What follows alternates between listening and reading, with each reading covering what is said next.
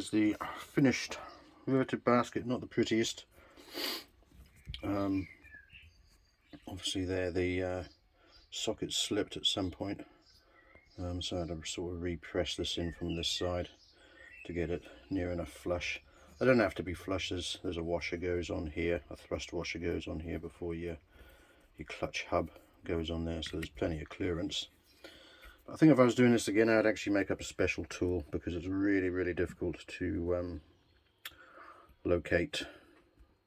And you can see, because it's a socket, it's kind of, you know, have this pressed ring with the center proud. So you really sort of need something, a piece of flat bar or something machined to size and the correct length. You actually need something exactly the same length as this basket, so you can put it like that on the press plate and you don't have to support it with blocks of wood. And then you can have your machined piece underneath, but for a one-off it's alright. So I've just had to knock these rivets down with a hammer as well, just to make sure that they've got a nice tight grip on the plate, and there's no gap underneath, so they're not going to rattle loose or anything. But that is well solid, well tight, and I can't feel any play at all in that now, all as it should be. But there is some cush drive obviously, so yeah, pretty pleased with that. One fixed up clutch, ready to go.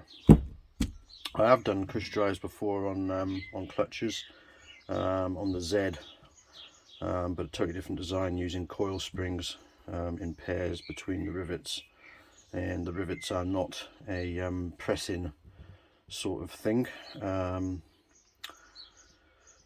Well, they're a press in through the hole, so these are just a sliding fit through the hole in this plate and the gear and the clutch basket, whereas in the Z it's a press fit, so you actually have to drift the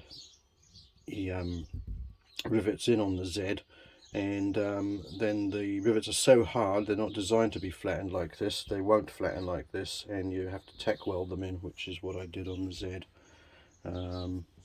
Which is actually I'd probably prefer that method of welding them in, rather than just relying on you know, a press and squishing the head of the rivet down. But you know, this is a lot less horsepower obviously on a little 350, and there's all my junk bits ready for the bin basically. So yeah.